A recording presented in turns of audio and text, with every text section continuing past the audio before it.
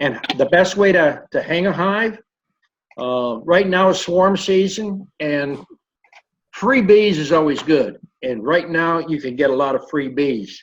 If you're just getting started, contact your county agent, your fire department, police department, all those 911 services, and tell them you're willing to pick bees up.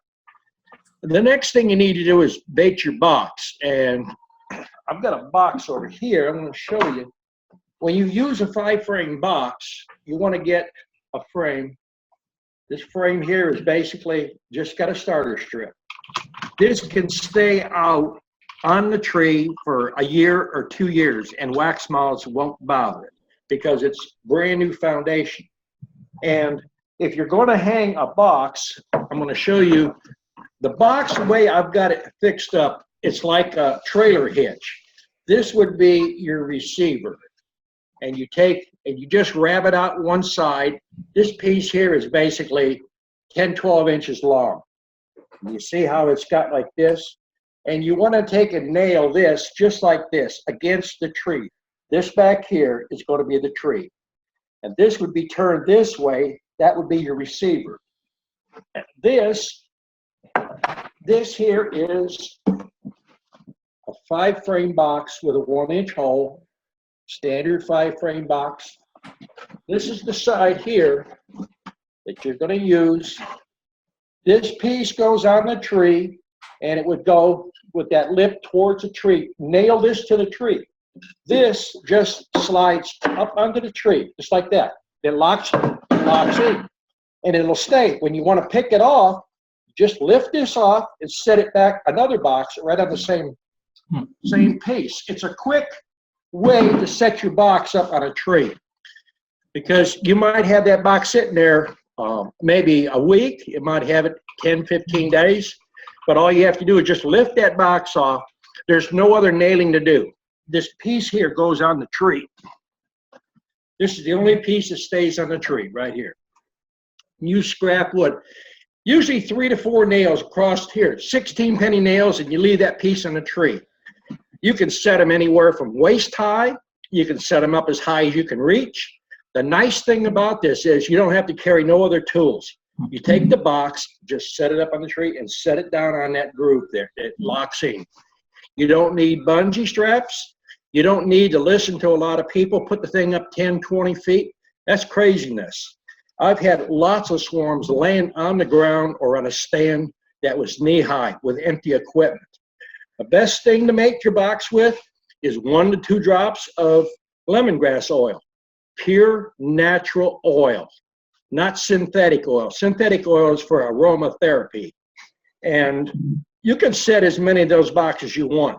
Direction, not important. Height really is not important. Just a drop or 2 in there is a good, clean attractant. You don't need to buy a lot of fancy stuff to do this. And this is prime season for swarms.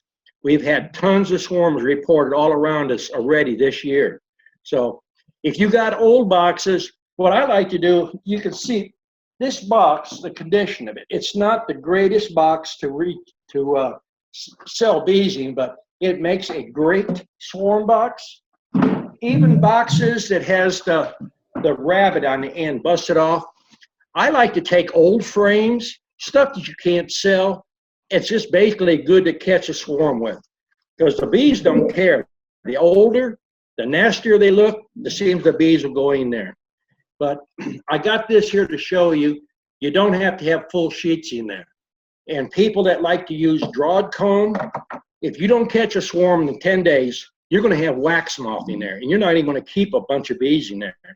So the smell of the comb in there, of the new wax and a little bit of lemongrass oil, the preferred method is keep your old queens. There's a lot of people that replace queens. They like to pinch their heads off and throw them on the ground. Those are the kind of people that can afford to throw a $50 bill on the ground and just walk away from it. An old queen is a valuable asset to you.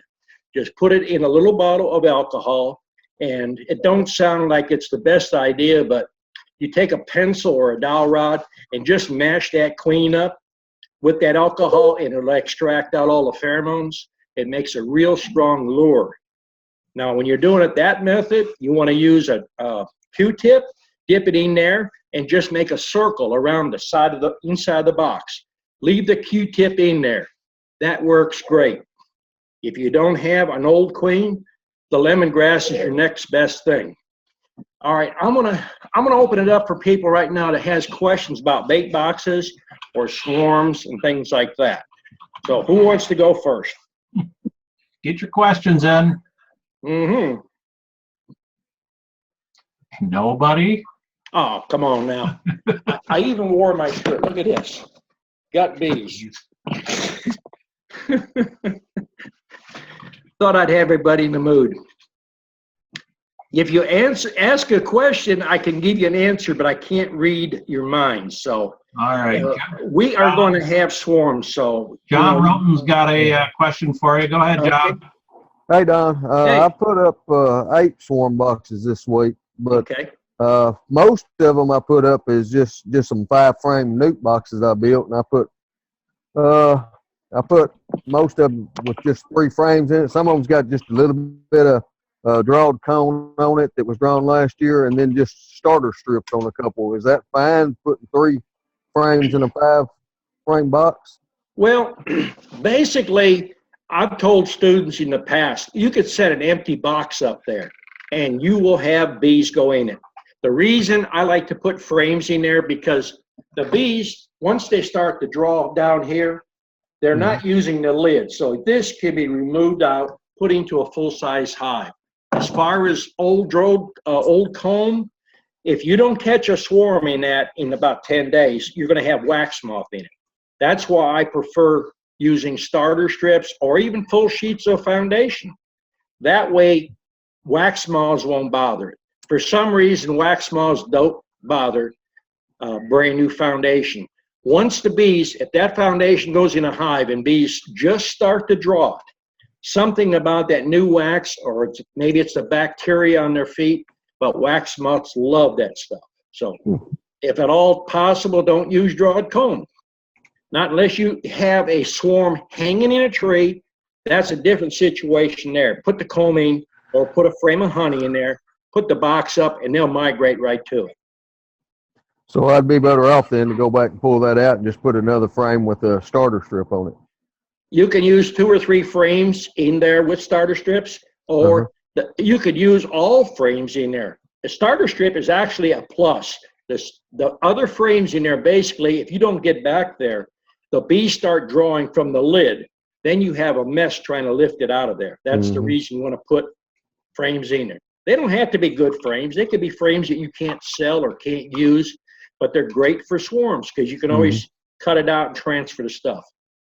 I had put, I told you before I was using plastic, so I ripped some starter strips off them and put in one to try to get the queens to lay some eggs on it. Well, they drew it down, but she laid all drone eggs in there. The cells are all drone cells. Well, chances are the foundation, the plastic that you bought is 5.4, or maybe it's drone comb to start with. Is it green looking? No, it's black. Black. It could be just a larger cell, or maybe that hive is going to swarm on you to start with. It's the one that I've had drones in it for probably 2 weeks now. If you don't have that, you can take frames, you can turn that wedge, and some people don't know what a wedge bar is, but this is the top of the frame, and there's a little bar right at the top. You see that extra piece there? That's called a wedge. Right. Instead of putting it this way, stand it up and put some nails in it or staple it, and just rub it. If you got a piece of wax, beeswax, just rub both sides of it. It's better than just putting plastic in there. Right. Well, now the plastic is coated with beeswax. Well, sometimes you don't know if it's really good beeswax. If you got old plastic and you have any of your own wax, I would say lay it before you put it in your frames. Lay it on a table or your workbench. Rub both sides real good with fresh beeswax. Okay. All right, thank you. Okay. Okay, Sean, go ahead. Hey Don, how you doing? Hey. Okay. So when we're setting up on the, I'm guessing that we set the swarm trap on the edge of a field. Is there anything in particular we should look for? Well, there's some people like to face them certain ways. I've never found that to be true. best thing to do is point them in different directions and try different heights. Sometimes you're going to have more bees between 6 foot and the ground than you will in years where they're 20 foot in the tree. So I've found that they work just about any position, any height. Okay. One off the question of swarm traps is when you're setting your nuke up for winter, you just put your hive top feeder on, and would you say 2 frames of honey in it for the winter, or? You could have 2 frames of honey in there. We don't worry about a whole lot of honey because towards the end of the year, we harvest a lot of honey. So if they get light, we feed back honey. You know, as an alternative, you can feed sugar water, but we try to refeed mostly sugar back. I mean, honey back. Okay. All righty. That does it for now. Okay. Okay. Paul, go ahead. Don, how you doing? I have a question.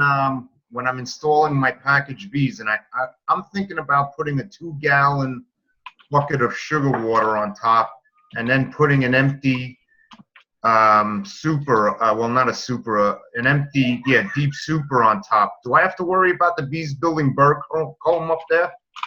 Well, in that case, when you're going to use a bucket, what I would do is cut you a piece of paneling or a piece of plywood and just cut you about 3-inch hole in the center of it, and then set the bucket over that. That way you're not going to get comb.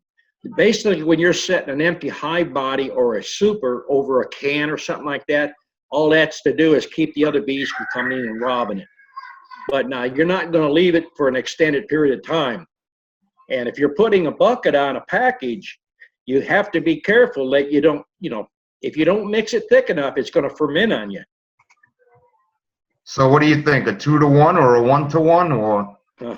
1-to-1, I call that Kool-Aid.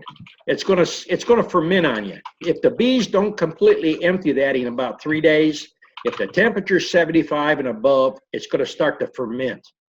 But a 2-to-1 is gonna last a lot longer. We go between 2-to-1 and 3-to-1 because the more water you put in, the more the bees have to evaporate it out before they're gonna use it. If they could get by with water, you could feed them plain old water and they'd build comb, but they have to have something to draw wax with, and that's why you use the sugar. So you're thinking 3-to-1 would be better? Well, we mix up for our packages, we use almost a 3-to-1. It's about the thickness of peach syrup or a little bit thicker. When you shake the can, you can hear it. It's real thick in there. Because I never even heard of anybody mentioning 3-to-1. Well, I guess I mentioned too many things that most people don't want you to know. If it was a big secret out there, everybody couldn't make bees. The can that you cut comes with your package. Open it up, dump it into a bowl or a feeder, and look at it. And you can check it. Then mix up what people tell you to mix, 1-to-1. Compare it. You can see yourself. It's water. It's basically less sugar, lots more water. So I'm telling you what we do and what works. If you feed them a 1-to-1 and they're not pulling it down, it's going to ferment on you. All right, good. Thanks. Good to know. Okay. Ro, go ahead. Yeah, question. We have 5-frame boxes we're building for mating nukes to get started. Do we need to build a separate mating nuke box, or would there be anything wrong with just putting fewer frames in a 5-frame box to start with and calling it a mating nuke? Will that empty space hurt them? No. We run a lot of 5-frame nuke boxes, standard, deep 5-frame boxes, and most all of our boxes got anywhere from 2 to 3 frames, 4 on a heavy honey flow. 5 frames is only when a customer is getting ready to pick up a nuke. And you're doing it for several reasons. You don't have that many bees in, and if you don't cover enough of the wax with bees, you're going to get beetles, you're going to get wax moth. And the second reason is speed. You got 3 frames, you can go through that box a whole lot faster than have to pull 1 frame out and set it on the outside. So when you're doing numbers of boxes, time is your enemy, so you want to work a little speedier. So if we've already got 5-frame boxes, instead of building the mini mating nuke from the video, would there be anything wrong with just putting 2 frames in a nuke and calling it a mating nuke to start with? We do it here. The only difference between a 5-frame deep box and a mini nuke is you're setting a mini nuke up with a cup of bees. a mating nuke, which is a 5-frame box, you can Okay. run anywhere from 1 pound to 2 pounds of bees. You have more bees at risk. See, when you're Okay. mating queens, they have to fly out to mate. So if you go out with 6,000 bees and they don't come back, you lost it. If you got a cup of bees, you know, you got 100 or 200 bees there, you can afford to lose that if it doesn't come back. Could we It's just- try it with just one frame or We to set- equal them? We set many a box up early in the year, and we use 1 frame of honey. We don't even put brood in there. We take a capped queen cell, put it against the side, and put a frame of honey next to it. And we shake a frame of bees in there, and we don't move it down the road. We might move it on the next stand, which is 3 foot or 10 foot away. And we don't cover the hole up. We let the oldest bees fly back.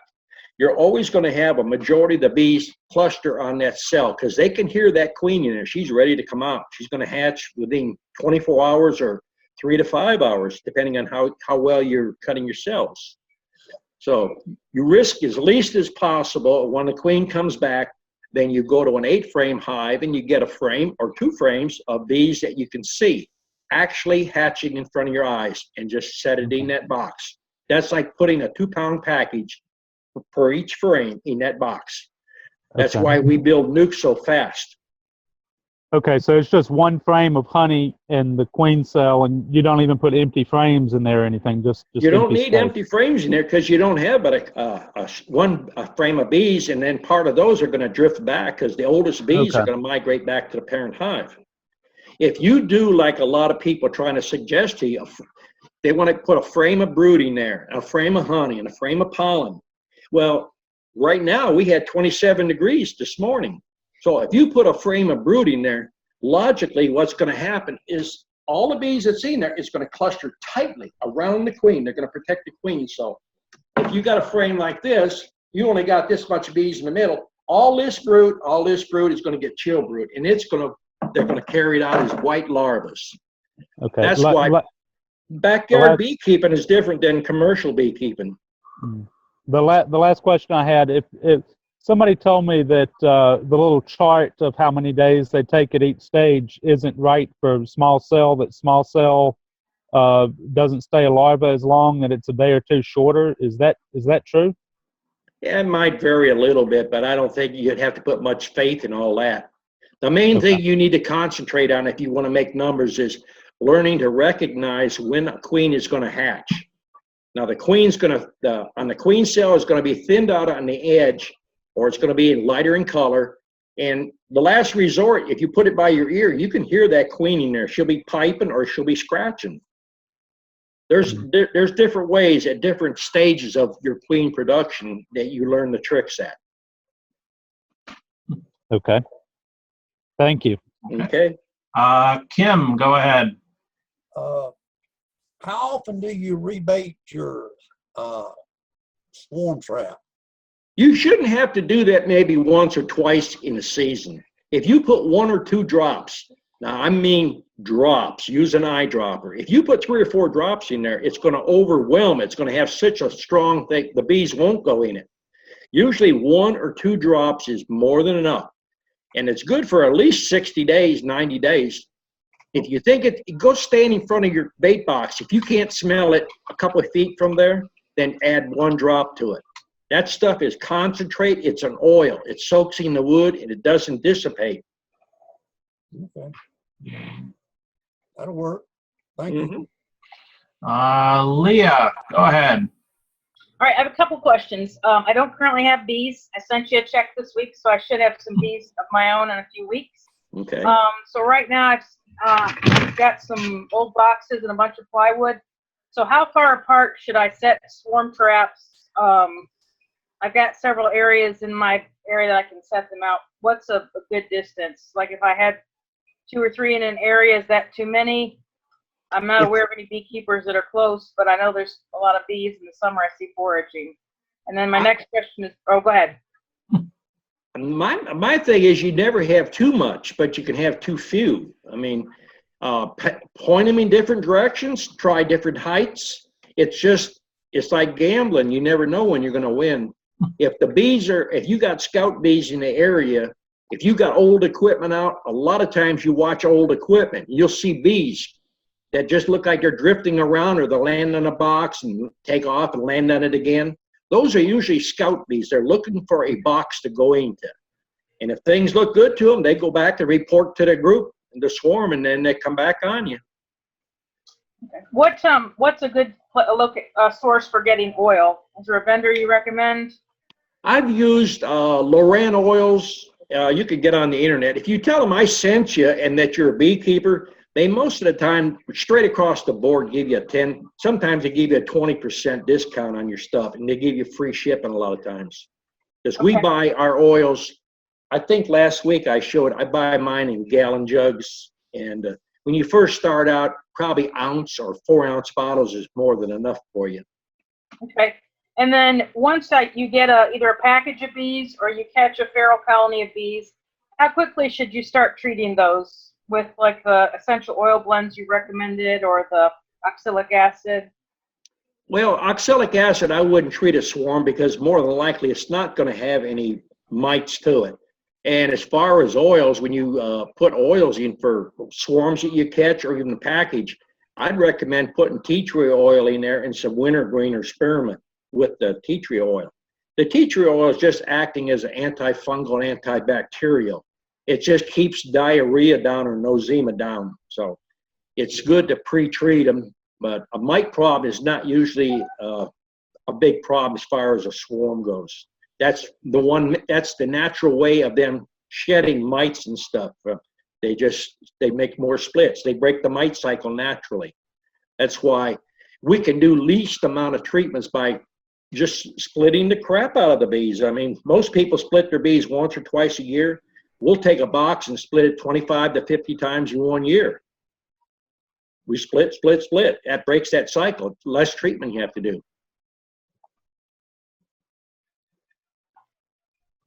Does that answer your question, Leah? Yeah, thanks. Okay. Sean, go ahead. Hey, Don, Hey. quick, payment for commercial classes, Mm-hmm. that in a cashier's check or money order?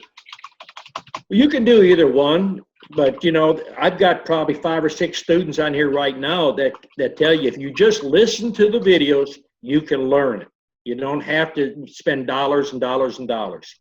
If you want to come, you're going to get hands-on, and you're going to get advertisement. This is another form right here. You get on there, mention your web page, what you want to do, sell bees, sell queens, or whatever you want to do. I'll help you getting business, whatever I can do. I want to teach you all the ins and outs that I can teach you. So if you want to come 1 day a week, or if you want to come 4 or 5 days a week, that's strictly up to you.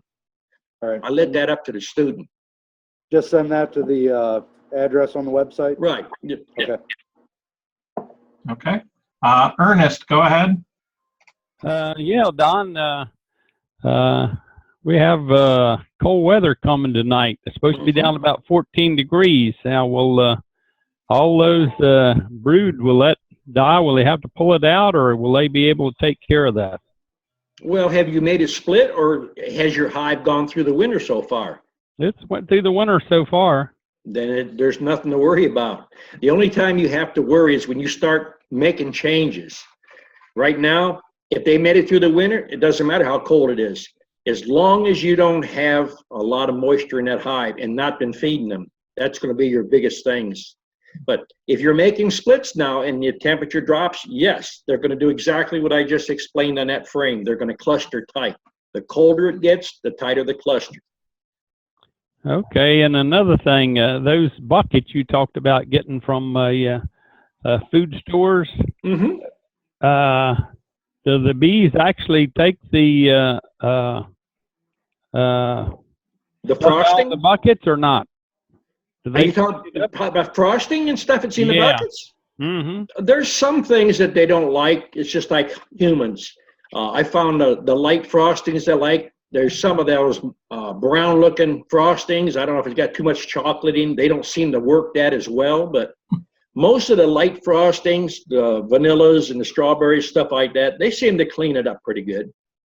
Yeah, I put some out and they wouldn't even touch it. You could have a honey flow on. Well, I got a feeling we do, and then also the pollen. They didn't touch the pollen anymore. Well, right now we have pollen coming in 5, 6 different colors. Yeah, well, ours is just starting here, but now it's turned so cold. You know, everything's stopped. Yeah. Well, bees are bringing pollen in because they're making brood, and some of the people they listen to wrong information by putting a lot of extra pollen in a hive or pollen substitutes. All you're doing is creating a bar for the bees or the hive beetles to feast on. You're creating a feast for them. The bees can do everything natural. The only time you have problems with pollen is when you put pollen traps in, because the pollen is main baby food for the baby bees. That's the whole thing about that. The bees can take care of themselves if you don't try to take too much from them. Okay, I have 7 nukes and 1 8-frame double. How many bees do you think I can make off of that? How many splits? Well, that depends on your experience in making splits. If it's mine, I'd probably make at least 7, 8 splits off of it and go back in 14 days and hit it for another 5 or 6. Mm-hmm. I mean, okay. I can't tell you how many you can do or how many I can do, because maybe your weather's going to be a lot different than mine. Well, I have about 45 nukes built, so we'll see how it goes. What are you doing in May? I talked to you the other day, and I'm going to be coming down the latter part of May.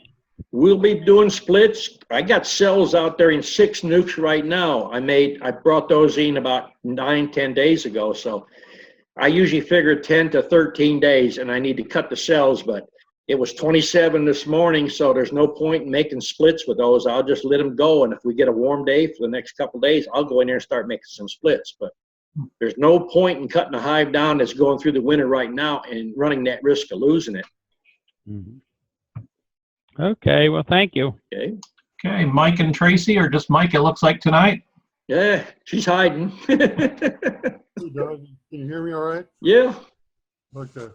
Hey, 2 things. On the swarm traps, how close or is too close for hanging a trap to a bee source? Are you better off to be, say, 100 yards or 200 yards off, or 20 yards? You mean from your own bee yard? Well, from my bee yard, or if I know where there's a bee yard. Actually, you don't have to worry about any particular distance. Just No? set the boxes out various heights in various positions, because bees are like people. They scout around, they look, and if everything looks good to them, you're going to get a swarm. Okay. Well, I have 3 colonies that so far have made it through the winter. Okay. 1 colony died off. I'm figuring probably back in November or December, because it's the full box of honey. 2 deeps. I'm in North Idaho. Temperatures, lows are in the mid-20s. Right now with the highs around 40. When can I get in the other hives and put some honey, give them some frames of honey? Well, they're real light.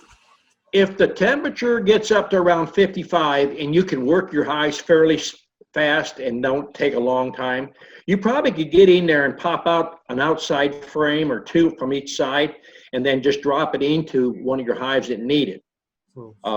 If they're starving, if they don't have a lot of honey in there, you might want to take maybe 3 or 4 strands in the middle. Just I'll hold a frame up like this, take your hive tool, just come right in the frame in the center here and just scratch it, 3 or 4 scratches in there, and just knock the caps off of a little bit of it and set it next to that cluster. It'll a whole lot better than trying to, do anything else to them. If the sun's out, I found if it's around 45 to 48 degrees with the sun being out, they'll come out and fly a little bit. Yeah, bees, if you got some Russian in them or some carniolan, they usually around 41 to 43, they start to come out. Those are usually the earliest ones out. Those are your cleansing bees. They're flying out and cleansing. But as far as going in there and exposing that brood chamber, try to get up to 55 on that temperature, and don't stay into it long. Open the box, within a minute to a minute and a half, close it back up. I'm a month away before we start hitting, the mid-50s. Well, the only thing you can do then is pop the lid on the ones that are weak and dump a cup of sugar, or 2 cups of sugar across the frames in the back. Yeah, so don't try to swap a frame of honey out. If it's that cold, you're running the risk of losing more brood because it don't take long to chill that brood, especially if you got a little bit of wind. Yeah. Okay. That's what I was worried about. Yeah, okay. Okay. Jamie, go ahead. Hey, Don. Hey. I heard you talking about essential oils, and there was one I heard you mention. This was several beat chats ago. I thought you said thyme oil. Is that THYME that you was talking about, or did I mishear that? Well, there Or you is meant thyme oil. there is 2 things. There's thymol and there's thyme oil. Okay. The thyme oil, Yes. you can use it several different ways to treat for mites. You can put it on a paper towel with a little mineral oil, or you can put it in a fogger. And you can Okay, also that's the use essential. thymol, essential oils. Now they have thymol crystals, THYMOL. That's The ones you thymol see. crystals. Okay.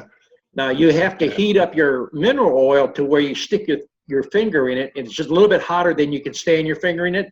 And then put 2 to 4 tablespoons of thymol in there and dissolve it. Then you put it in your fogger. It's a pretty good And that's- effective knockdown. For Varroa. Okay. Yeah, for Varroa. Okay. Okay, great. That was all I had then. Okay. Okay. Okay, Jason Bragg, go ahead. Hey, Don. Hey. We're having crazy weather, I guess, like a lot of folks here in West Virginia. Today, actually, for the last 3 or 4 days, it's been in the low teens at night and 30s in the day. And then we'll get a week of 50, 60, even close to 70-degree weather. We're coming up on it. We had a week of 70-degree weather about a week ago, and we're supposed to get another one this week. How early can I expect to maybe see swarms around here with that kind of weather? I have heard of swarms as far as up as Indiana already. I've heard of a few up in Louisville, Kentucky. So it's going to vary. Right here, the temperature in Atlanta was about almost 20 degrees warmer than I am. I'm at the edge of the mountains here. So a lot of it's just going to be basically local to you. If the bees are doing well in one area, they might swarm a little quicker than they would in another area. Okay. They're coming, like if I set out some sugar water or something, they're on the warmer days, there's bees everywhere around it. And I've never seen bees here like that before, or at least not in the last 10 years. So I think there's a tree somewhere close. You could have a tree within 2 to 3 miles and they'll fly out. The scout bees will fly out and they'll search for nectar sources, sugar sources. They'll search out hives that's died out for the winter. They're pretty good scavengers. They'll find things. Okay, thank you. Bee leave honey, go ahead. Hey, Mr. Don, can you hear me? Yeah. Hey, I had to do a split today. You know where I'm at down here below Tifton. I had to do a split today. I didn't have a choice. The queen cell was getting thinned on the bottom. And what I did, I waited till about 3:30 this afternoon, and I put a 5-frame nuke there and put the whole frame in there. It has about half full of brood, and I moved the parent hive to the other end of the bench, so all those field bees coming in would cover that frame tonight. Which hive did you move? You took the parent hive and moved it and left in the original place 1 frame with the queen cells. Yes, sir. That's the proper way to do that. Yes. Okay. I thought so, and that will cover that frame tonight. Till those field bees find the parent hive, right? And it's supposed to warm up tomorrow night. Now, if the cell looked like it was thinned out, are you working tomorrow? I'll be around to watch it. I would go in there probably around 10 or 11 o'clock. If that hive there has got 1 queen hatched out, you could put a frame of honey and replace that frame and take that frame, put the queen on that frame of honey, and then move that box again. And then more field bees come back. Don't take many because you got a live queen then. And then you might have 2 or 3 more cells there. Or if they're possible, you could cut cells off and move them to another hive. Right. That's Yeah, the easiest way to split hives down. yeah, that's what I was thinking tomorrow. I was just like, if it warmed up enough tomorrow afternoon, I was gonna try to just swap frames out with them Mhm. and see, and just put them down. I got some frames that's from starter strips. They've built half the frame down maybe, and a lot of it's not laid in yet. So I thought about putting one of those or a honey frame in there. You could But I put a got, honey frame, probably do better putting a honey frame than just a frame that has some drawed wax on, because with a new queen on there, if she happens to fly out and mate the next day or two, if there's no honey in there, she's not going to return. okay, And okay, it's too cold for them to start drawing an excess amount of wax. So it's best to right, have something's already ready for them. gotcha. Okay. Joseph Millwood has a question. He can't get his mic going again. He wants to know about the in-frame feeders, the ones that look like frames that set inside. Right. He wants to know what you think of those. We had used those 25, 30 years ago, and we went to hive top feeders because you're going to end up losing queens, and you have to open the hive to feed those bees. You have to pour it inside. It's called a frame feeder. It's basically the same thing as this. Some of them comes with plastic on each side, and the top here is it's cut out where the bees go down. That's where you fill it. The biggest problem that we had is it takes longer to feed the bees. And when you have one hand holding up a super or a lid and you're trying to fill it, if the queen happens to run across an adjoining frame, you close that lid up, you run a real high risk of killing queens. And then you have the secondary risk of drowning bees. Because if it gets a little bit low and there's not much coming in, they all want to pile into the feeder. And it's just like they climb up on top of one and push each other under the syrup. So we didn't have good luck with them. Hive top feeders work about the best. Entrance feeders would probably be a secondary. You want to keep that moisture and stuff outside where the bees ain't going to drown on it. Okay. Darlene, go ahead. Thank you very much. And thank you very much, Mr. Don. Okay. We will become new beekeepers with Jamie's nukes at the end of May. Good. And there'll be 5-frame nukes.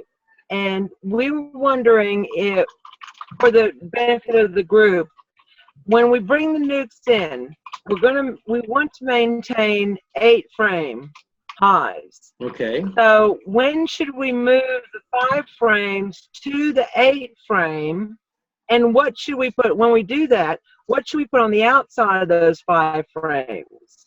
When you take your nukes home, you want to wait till they completely fill all 5 frames, good and strong, and then put them in an 8-frame box. And you can use a frame like this with a starter strip. If you're putting them in an 8-frame box, yes. Yeah, you put 1 frame on one side and 2 empties on the other side, and keep them together in that box. Because if you get cold nights, you don't want them to get chill brewed. Don't do any form of checkerboarding this early in the year.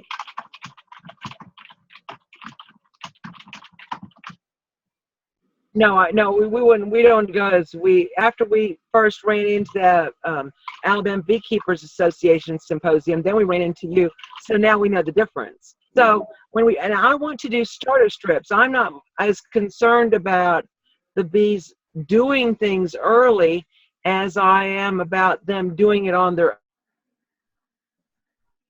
own.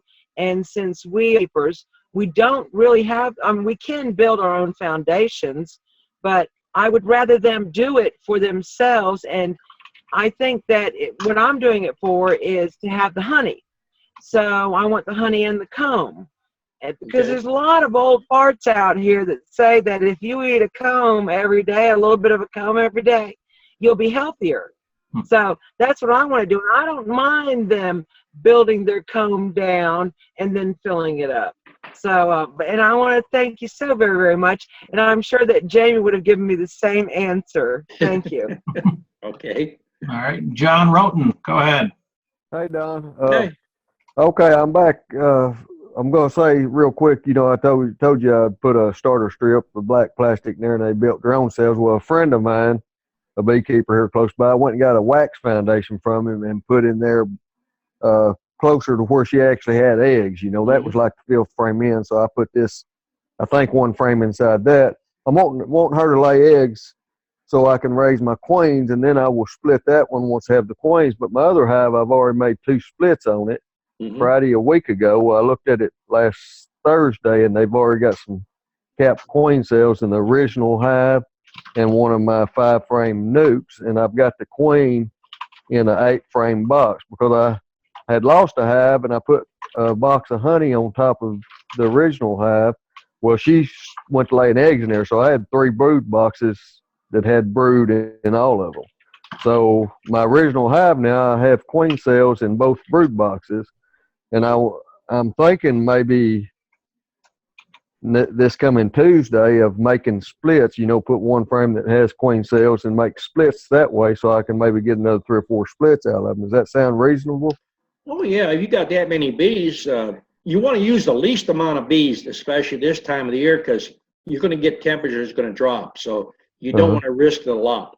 If it's a frame you can cut cells off, the best thing to do is cut 1 or 2 cells off and make a split that way. They're all plastic. Oh, plastic? Well, the only thing you can do there is move the whole frame and then keep an eye on it. Go back, sometimes when they're that close to hatching, go back every 3 hours or every 2 hours and check them. If you got a queen that's walking, pick her off that frame, put her on the next frame, take that whole frame, put it into another box. You can do that sometimes 7, 8 times if you go out there often enough. Oh, really? Yeah. Okay. I mean, there's no limit. It's that time you have to go from one hive to the next checking them. Well, I do it out here a lot of times. They would probably hatch somewhere around next Thursday or Friday, begin to start. They're not all capped. I'd say half of them were capped. So Well, if I do it, don't want to move them until they're fully capped. okay. If you move them before they're fully capped, you run the risk they might abandon them. Okay. So they should all be capped probably by now, I'm assuming. So if I wait till about Tuesday, would that be fine to do the splits then? If you've got a good capped cell and you've got plenty of bees in there, yeah, you could make a split that way. Okay. But if it's pretty thin on bees, don't try to go too thin because we're going to have cold nights. Yeah, there's a lot of bees in there, so I think I'll be all right on that. Now, my other hive I'm trying to get the eggs out of, I want to do a lot of splits on it, but I want to get some eggs on a frame that I can actually cut my, raise some queens off of before I do that. And it's 3 boxes deep also, full of, now I don't know that it has brood in all of them. I hadn't gone through all of them, but there's a lot of bees in there. Well, the thing you have to watch right now, I want to make as many splits as I possibly can, but I've learned in the past, you have to watch the weather up to Easter. I lost 75 splits bad. I mean, I thought that we had nice weather for 3 weeks in a row, so I went gangbusters. I lost them all. So don't make more splits this time of the year that you can afford to lose. Be very careful until at least the end of March. Okay. I mean, I don't know exactly where you are, but be careful till the end of March. Real close to Central Arkansas. You might get by with the 2nd or 3rd week in March, but it's still, be careful. Okay. Okay. Jamie, go ahead. Yeah, I had one more question I forgot to ask. You had mentioned that you were making feeders for the 10-frame box that you converted into a double 5-frame nuke. Are those pens made yet? Are they available to purchase, or are you still working on them?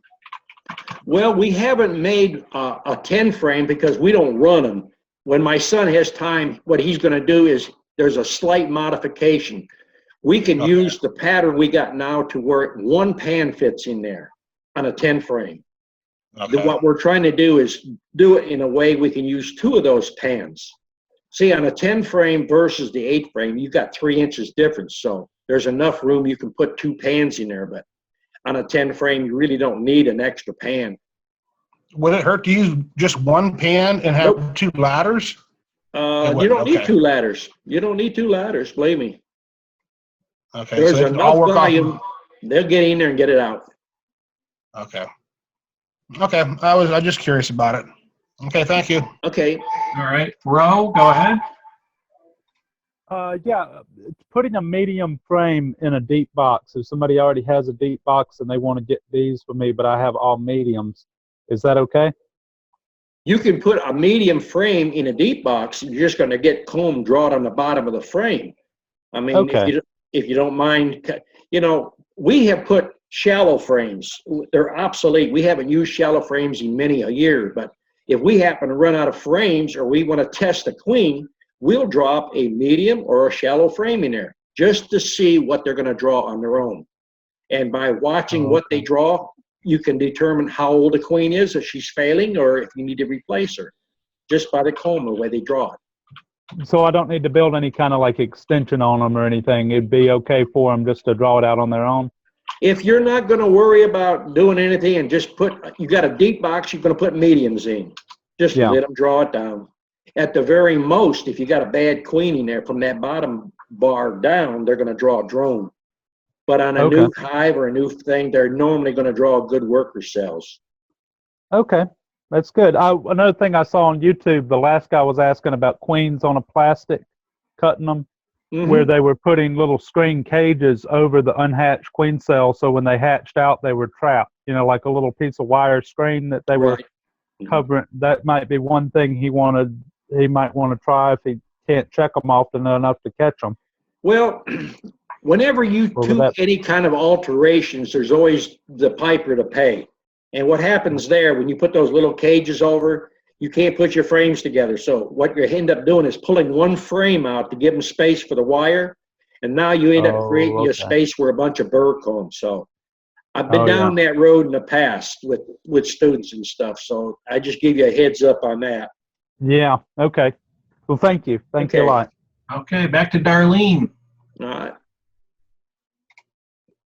Very much. Mr. Don, you mentioned Easter. As a farmer, we care about when Easter is. And I didn't know, just for the benefit of the chat, that Easter comes when we take the equinox, on March 21st. Then we find the first full moon. And after the first full moon, we find the first Sunday. So if the full moon was the day before the equinox, it could be 6 or 7 weeks behind or in the future. But if when we have the equinox on March 21st and the first full moon is on March 22nd and the first Sunday is on March 23rd, that would be Easter. So some people say, wait, I mean, that goes back to the Farmer's Almanac. You know, how are the changes going to occur in with what we do? Anyway, that's just what I wanted to do about the Easter. And Thanksgiving is also another one, but I'll see you back in November or in November for that one. Thank you. Okay. All right. Looks no more questions coming in. Anybody? What, did I bore him that bad tonight? Don, you said you were going to talk about something, a French wedge or something? Yeah, that's basically what I've got here. Was that the wedge top bars? I'll see if I can show it in this way. Okay. Oh, that's what that thing's called, is the French wedge? You see how that's made? Yep. Okay. All right. All right. This is a square cut. I'll put it over here. You see it. See? Yep. And as that goes up in there, see how it locks? Okay. It's a quick connect, basically, from wood. There's some of the old beekeepers that used to call it a French wedge. Oh, okay. I just didn't hear you calling that earlier, so I wasn't sure if that was. Yeah, well, it's on the box there, and it's basically the quickest way to mount a box without bungee straps and that. Okay. Let's see. Is that Derek? Go ahead. Hey, Don, how you doing? Okay. Nice meeting you today. Can you not hear me? Yep. We can hear you. Can't see it too well. Okay, there you go. I just want to say hello. Glad to join the group. Hope everybody's well. Hope all the bees are nice and warm. Like I said, it was nice meeting you today. Don's got a great bee yard out there. He's very informative, very helpful. Thanks for the frames and everything today. Started on my nukes. Hopefully I'll be ready for the bees. Yep. And Eliza can, if you need a web page, you know, you said you might need a web page, you can email him or he can get a hold of you and he can fix you up a web page, you know, as fancy as you want or as plain as you want. You can discuss it with him and he'll do you a good job. And then when you get it up, you can even put a sign up or a poster up on the page here and tell people that you're going to sell bees or queens or whatever you're planning on doing, and you get your name out there a little quicker. Name recognition. I need to talk to him about that as well. Okay. Leah, go ahead. All right, Don, I've ordered 2 3-pound packages from you. Okay. I think those are supposed to be ready sometime in April. I'm in South Carolina, Okay. the upstate. How long before I could start splitting those hives? And then a follow-up question to that, I'm also putting out a bunch of traps. How can I kind of rate a hive to make sure I'm getting good genetics so that I don't have, you know, angry bees crossbreeding with your gentle, fantastic stingless bees? Well, breeding is it's debatable. You got to buy a certain amount of genetics to keep your bees like what I've got now, but you know, bees are going to fly out and bees are going to do what they want. It's just the boy goes out and the girl goes out, and you know, whoever catches who first. That's how that works. So unless you're going to do artificial insemination, which the majority of people, they're not going to do that there. You just hope for the best, and you just have to spot if your hive is getting a little mean on you, change out the queen on it. That's Okay, about all as far as that I can tell you, you know. And then how quickly could I do splits? What safely with the new package? How long should I give those bees? If you could take a new package and feed it properly, you should be able to do your first split in 3.5 to 4 weeks. Okay.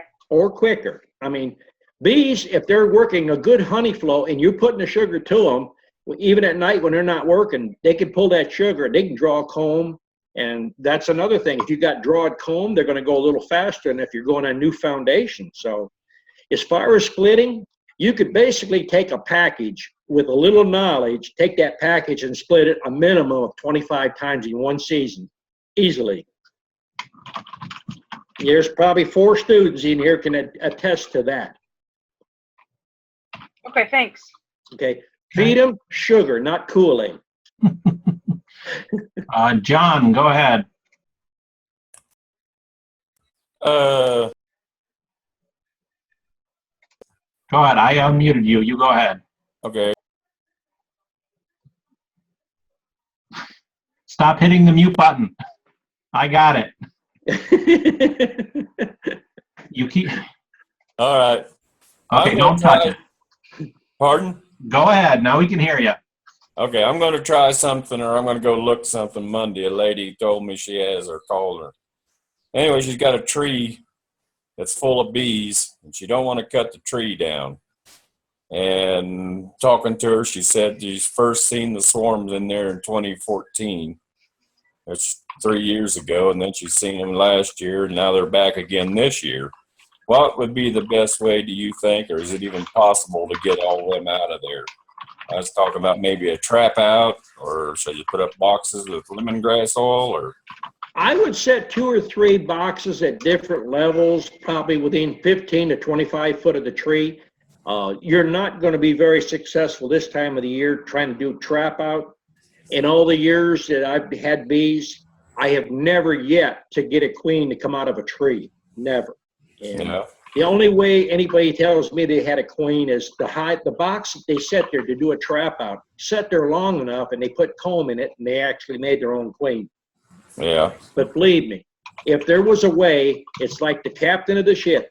Last one goes down, that queen will die in the hive before she leaves. Well, that's what I was probably going to tell her, that, Yeah. you know, if you don't get the queen, you're not going to get rid of the bees. I might be able to thin them down a little. Well, now you can put a wire on there. You can make a wire, basically take some house screen and fold it around on a 45 till it looks like a horn of plenty, and point it down, or be like a funnel.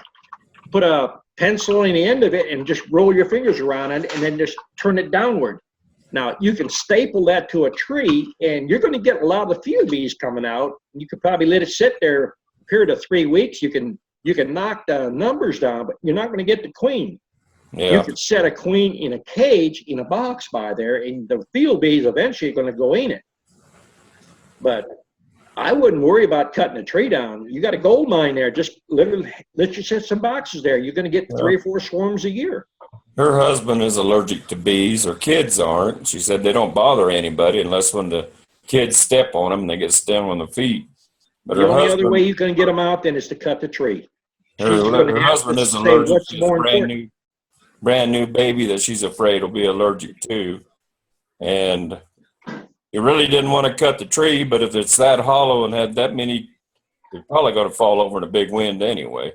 Well, see, you need to kind of explain to her there's only a couple options she has. If you're so that allergic to bees, you need to cut the tree down. The other option would be to poison them. And if you're going to poison them, they're a protected species now of last year. And I wouldn't want to be there putting the poison in there, because if they catch you, it's like killing a bald eagle. They're a protected species now. They're on the endangered species. I'm definitely 100% against poisoning. I know that. But I'm kind of under too. I think probably the best thing would be to cut the tree down. But I'm going to talk to her Monday. I got to go meet her. So I don't know. I just wondered what your thoughts were. If you can get them to come out, you're a better beekeeper than I am. Yeah, I've tried for years. I'm definitely not that. You can put a lot of hours in and not have much success. I'm just a second year when I'm not too good at it yet, but I'm trying and I'm learning. It takes time to learn everything. Yes, it does. Hang in there. Thank you. Okay. Patricia, go ahead. Yeah, hello. Hey. How are you tonight? Well, I teach classes here at the house and on the farm. And what is one thing that you wish we would not tell beekeepers? What is the one thing? Uh-huh. Well, most beekeepers, they're afraid to get stung. And they're going to end up getting themselves stung by wearing gloves. If they have to wear gloves, get those latex or those nitrile or those thin plastic ones. Mm-hmm. If you can get them to just put liquid smoke on their hand and rub a little around on their face. It's just liquid smoke, and that helps keep the bees off of them. I mean, it might, but I don't get Leon to come around very much if I rub liquid smoke on my face. Well, you can bottle it as a beekeeper special. Yeah. Okay. Okay. Tim Harmon, go ahead. How you doing, Doc? Hey, okay. Got a question about, I've done, from the hive that died out on me about a month or so ago, I kept the honey from it and got it stored. And what I did was took the brood part, and they had made some capped honey in the brood on a couple of the frames. And so I thought I'd experiment on cutting the caps off and draining it, and I was going to use it to refeed them later on if I needed to. So I took that and cut it and let it drain. Then after it drained, I put it in a quart jar. And then there was some other parts of the cone that had some honey in it. So what I did was took and melted it down in a double bore. And I melted everything down, then let it solidify back up again, and then pulled the wax off the top and poured that on top of it. What I noticed was the second batch that I melted down was real dark, and when I poured it into the jar, it almost like it didn't want to mix with it. I do know that some of the cone had pollen in it, and since it was in the brood chamber, I had old brood cocoons and stuff that I had to scrape off. So I feel like that's why it made it dark. But I was just wondering, did I contaminate that? Should I even mess with keeping that for feeding bees, or what would you do? You'd probably be better off just to let it whole and feed the bees that way. If you mess with brood and you try to put it in a jar, all you need to get is a little bit of that pollen in it, and that's yeast. It's going to ferment on you. Probably blow your jars up. Okay, so it'd probably be best for me just pour it out then. Well, I would leave the lids off of it and set it out and let the bees, forage on it. Okay. But just keep an eye on it. If it smells getting strong or rank or smells like alcohol, don't let the bees get on it. Okay. You'll have a bunch of drunk bees. Okay. Thank you. Okay. Mike and Tracy, go ahead. Don, on your essential oils, Yeah. your wintergreen, is that basically the same as Honeybee Healthy? I didn't hear you. You have to get up a little close to your mic. Yeah, when you do the essential oils, the wintergreen and tea tree, Right. how does that differ than the Honeybee Healthy product? Well, your ratios is different. We use the tea tree oil basically in the spring and the fall, and you won't need it when you're doing the Honeybee Healthy. Just the wintergreen spearmint, a little bit more of the lemongrass oil. Well, the spearmint and the wintergreen and lemongrass, is that replacing the Honeybee Healthy? It's, that's a patented product, but basically mine is called a brood builder. Sure. It runs along the same lines, It's the same purpose. Right. Okay. If you look at the formula or smell the Honeybee Healthy formula, Yeah. it'll smell almost the same. Yeah. Okay, you're just making your own. Well, it's a patented product. Sure. Okay. Okay. Looks like we're caught up on messages. If anybody has any last questions, it's 9 o'clock now. Going once, going twice. I see both Wade and Jamie snuck in here toward about halfway through. Wade snuck in there too. Jamie's has camera off. I don't know. So I guess we'll call it a night then, if that's all the questions everybody has. Okay. Okay, thanks everyone. Thanks, Don. Think about what you want to talk about next week and post it up on Facebook, and we'll see if we can't, get you an answer to it. I want to cover different subjects each week if possible, and then also answer your questions about bees.